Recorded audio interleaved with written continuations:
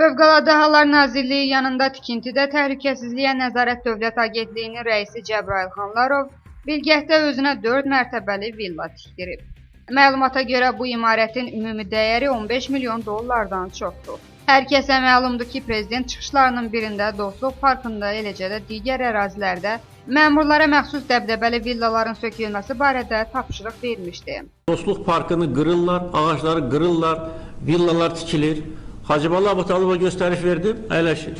Dedi ki, gedin aydınlaşdırın, bütün tikilən binalar qanunsuzdur. Dedi ki, gedin dağıdın onları. Qoy dərs olsun o binaları tikənlər üçün. Cəbrayıl Xanlarov isə tapşırığa məhəl qoymayaraq, villasının sökülməməsi üçün müxtəlif vasitələrə əl atıb.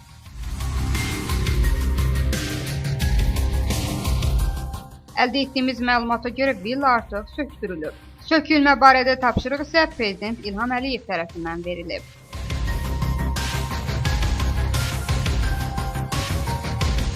Maraqlısı odur ki, sökülən dəbdəbəli sarayın hansı pulun hesabına inşa edildiyi məlum deyil.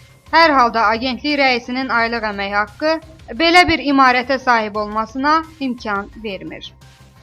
Aysən Yaşar, Aysə Kərimova, BTV.